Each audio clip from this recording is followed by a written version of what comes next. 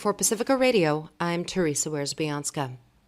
Israeli Prime Minister Benjamin Netanyahu is expected to convene his war cabinet today to discuss next steps for Israel's military in Gaza. It comes amid reports he is pushing for the full takeover of the Palestinian territory. Blake Sifton reports from Tel Aviv. When Prime Minister Benjamin Netanyahu convenes his limited war cabinet on Tuesday to discuss military plans for Gaza, widespread reports in the Israeli press say he will push for the full takeover and occupation of the Strip. The Israeli military and its chief of staff, Eyal Zamir, are said to strongly oppose the move, fearing that it could put the lives of the hostages held in Gaza at risk.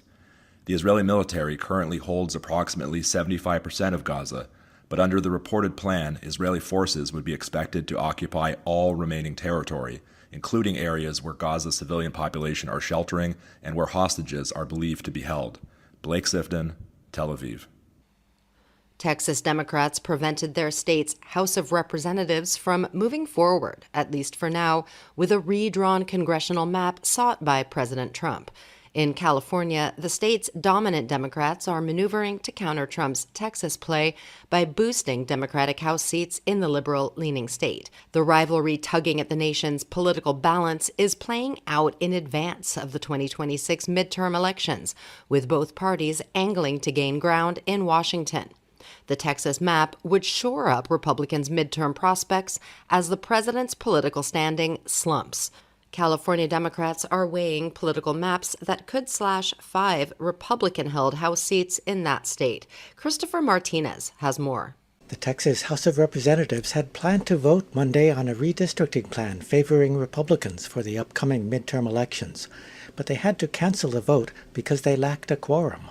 And they lacked a quorum because Texas Democrats had left the House.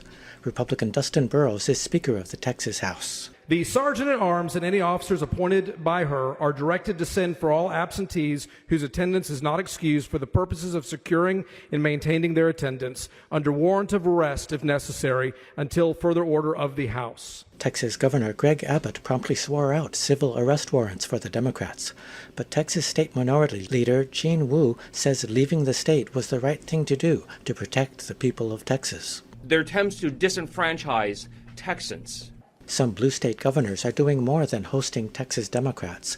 States like California and New York are considering their own redistricting plans in response to the Texas move. Some good government advocates criticize that path as a move backwards towards more partisan and less representative democracy.